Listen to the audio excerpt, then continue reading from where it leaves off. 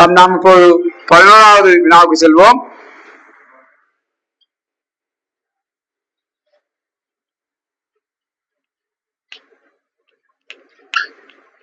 ஈர்க்கப்படாத நீளம் 10 சென்டிமீட்டர் உடைய ஒரு சீரான கம்பி ஒரு 1 கிலோகிராம் திணிவுடன் இணைக்கப்பட்டுள்ளது.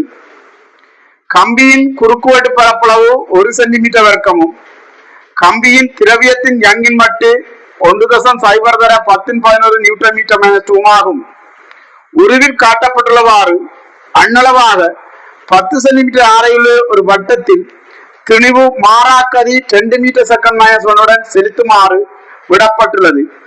கம்பியின் நீட்சியாது தெரியும்.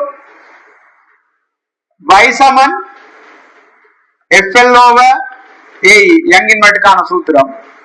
இதிலே F என்பது அந்த கம்பியில் தொழிற்படும் விசை, L என்பது கம்பியின் நீளம், A என்பது கம்பியின் குறுக்குவெட்டு பரப்பு, E என்பது அது ஏற்படும் நீட்சி. நமக்கு இப்போது வினா கம்பியின் நீட்சி. E Saman FL/AY. A தரப்பட்டுள்ளது, L தரப்பட்டுள்ளது, Y தரப்பட்டுள்ளது. எனவே நாங்கள் இங்கே காண வேண்டியது F. அப்ப இந்த கம்பியில் தொழிற்படும் விசை F என கொள்வோம் ஆயின் மையம் நோக்கி நாங்கள் F சமன் MA பாவிக்கும் போது F சமன் M × V வர்க்கத்தின் கீழ் R.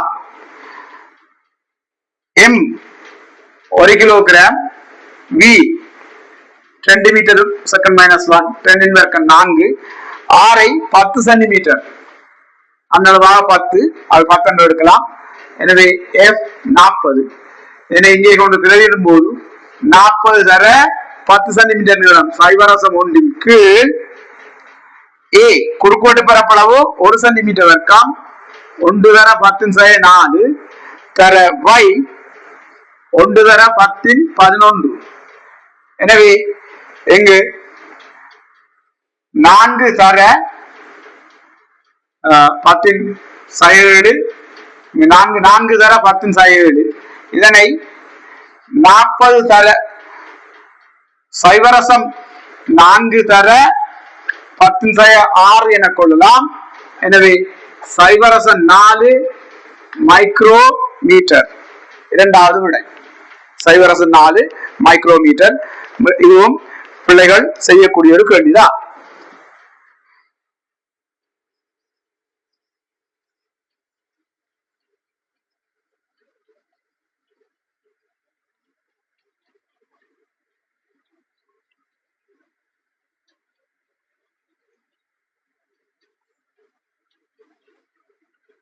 இப்போது நாங்கள் 12வது வினாவுக்கு செல்வோம். ஓய்விலிருந்து தொடங்கும் 4 சில்லி செலுத்துகை மோட்டார் கார் ஒன்று நேர்கிடைப்பாதையில் சீரான ஆர்முடுகளுடன் சென்று 5.0 செகண்டில் 72 கிலோமீட்டர் வேகத்தை பெறுகின்றது. வழித்தடையை புறக்கணிக்க ஆர்முடுகள் காலத்தின் போது டயர்களுக்கும் வீதிக்கும் இடையே உள்ள குறைந்தபட்ச நிலையில் உராய்வு குணம் யாது? ஒரு என்ஜினுடன் இணைக்கப்பட்ட ஒரு வண்டியின் சில்லானது வண்டி இவ்வாறு வலப்பக்கமாக நகரும் போது இந்த சில்லானது தரையில் இவ்வாறுதான் தனது இயக்கத்தை ஆரம்பிக்கும். எனவே இந்த செலுத்து சில்லுகளில் உராய்வு விசை செல்லும் திசையில் அமையும். செலுத்தி சில்லுகளில் உராய்வு விசை செல்லும் திசையில் அமையும். சில வாகனங்கள் முன் சக்கரங்கள் செலுத்தி செல்லுகளாகவும் சில வாகனங்களில் பின் சக்கரங்கள் செலுத்தி சில்லுகளாகவும் அமையும். இப்போது வருகின்ற பெரும்பாலான நவீன வாகனங்களில் 4 சில்லுகளுமே செலுத்தி சில்லுகளாக அமையும். அவ்வாறான வாகனங்கள் பிக்கப் கூடிய வாகனங்கள் என்று சொல்லுவோம். அதாவது திடீரென்று உயர் வேகத்தை பெறக்கூடிய தன்மையை கொண்டிருக்கும்.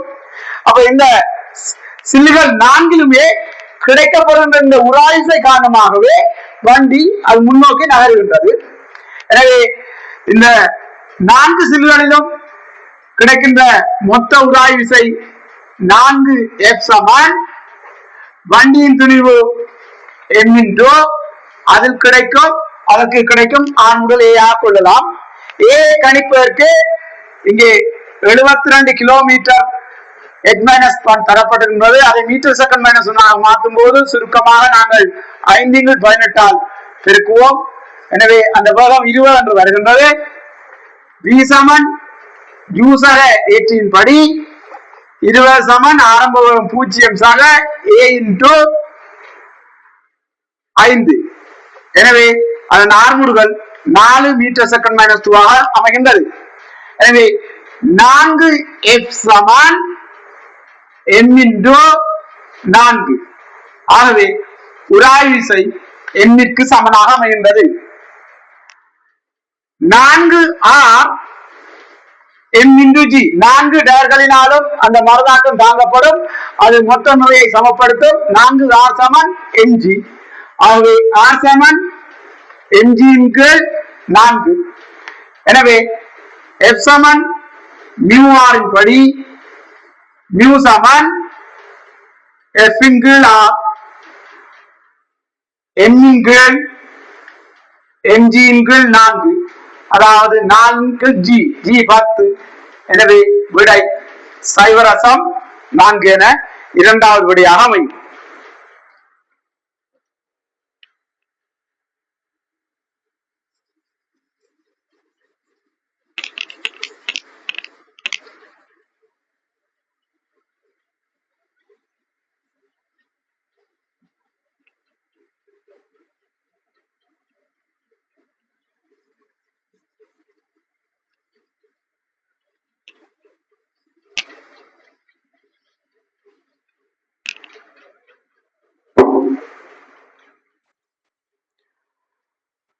பதிமூன்றாவது வினா. ஒரு சீரான திண்ம உருளை ஓய்விலிருந்து தொடங்கி ஒரு சாய்தளத்தின் வழியே நழுவாமல் உருளுகின்றது. திணிவு கேபிட்டல் எண்மையும் ஆரை கேபிட்டல் ஆரையும் உடைய ஒரு திண்ம உருளையின் அச்சு பற்றி சுழலும் அவ்வுருளையின் சடத்துவ திருப்பம் I சமன் அரை mr வர்க்கம் ஆகும். உண்மையில் இவ்வாறான தரவுகள் மாணவர்களுக்கு பரீட்சை தாள்களிலே வழங்கப்படுவது அவர்களை சோம்பேறியாக்கும் ஒரு விடயம் என நான் எப்போதும் கருதுவதுண்டு. உண்மையில் மாணவர்கள் இந்த ஒவ்வொரு வடிவத்துக்குமான சடத்துவ திருப்பங்களை அவர்கள் தெரிந்து வைத்திருக்க வேண்டும். இருந்தும் மனனம் செய்வது ஒரு அறிவின் முக்கிய பகுதி அல்ல என்ற கோட்பாட்டின் படியோ தெரியவில்லை. இவ்வாறான சூத்திரங்களை அவர்கள் வழங்கிக் கொண்டிருக்கின்றார்கள் வினாத்தாள்களிலே. சரி, நாங்கள் இப்பொழுது வினாவுக்கு செல்வோம். ஒரு பொருள் இருவகையான இயக்க சக்திகளை கொண்டிருக்கலாம். ஒன்று ஏகபரிமாண இயக்க சக்தி அல்லது நேர்கோட்டு இயக்க சக்தி அல்லது பெயர்வு இயக்க சக்தி எனப்படும். LKE linear kinetic energy. இது 12mv வர்க்கத்தால் தரப்படும். இன்னொரு வகையான இயக்க சக்தி சுழற்சி இயக்க சக்தி. இது RKE ரொட்டேஷனல் கைனடிக் எனர்ஜி. இது 12I ஒமேகா வர்க்கத்தால் தரப்படும். வலிக்கு செல்லும் பொருள்களுக்கு எந்தவித சுழற்சியும் இல்லாமல் தனியே நழுவி செல்லும் அல்லது வலிக்கு செல்லும் பொருட்களுக்கு நேர்கோட்டு இயக்க சக்தி மாத்திரமே காணப்படும். அதே போன்று ஒரு நிலைத்த அச்சு பற்றி சுழலும் பொருட்களுக்கு, உதாரணமாக ஒரு கூரையிலே ஒரு நிலைத்த அச்சு பற்றி ஒரு மின்விசிறி சுழன்று கொண்டிருக்குமாயின் அதற்கு தனியே சுழற்சி இயக்க சக்தி மாத்திரமே காணப்படும். உருண்டு கொண்டு செல்கின்ற பொருட்களுக்கு, இவ்வாறு உருண்டு கொண்டு செல்கின்ற பொருட்களுக்கு நேர்கோட்டு இயக்க சக்தியும் சுழற்சி இயக்க சக்தியும் காணப்படும். எனவே இந்த வினாவிலே அந்த சாய்தளம் வழியே அந்த உருளை உருண்டு கொண்டு வருகின்றது. எனவே இதற்கான மொத்த சக்தி 12mv வர்க்கம் சக 12I ஒமேகா வர்க்கம் என அமையும். 12mv வர்க்கம் சக 12 into ஐக்கு பதிலாக 12mr வர்க்கம் எழுதும்போது உங்களுக்கு தெரியும் v சமன் r ஒமேகா. r வர்க்கம் ஒமேகா வர்க்கத்துக்கு பதிலாக v வர்க்கம் பிரதியிடலாம். இது அரை, இது 1/4, மொத்தமாக 3/4 mv வர்க்கம் அமையும் மொத்த இயக்க சக்தி. சுழற்சி இயக்க சக்தி அரைதர mr வர்க்கம் ஒமேகா வர்க்கம். r வர்க்கம் ஒமேகா வர்க்கம் v வர்க்கத்துக்கு சமனானது. எனவே 1/4 mv வர்க்கம். வினா மொத்த இயக்கப்பாட்டு சக்தியின் கீழ் சுழற்சி இயக்கப்பாட்டு சக்தி என வினாப்பட்டுள்ளது. எனவே இதனை இதால் பிரிக்கும் போது 3 என அமையும். எனவே விடை 4வது. 13வது வினாவுக்கு விடை 4வது.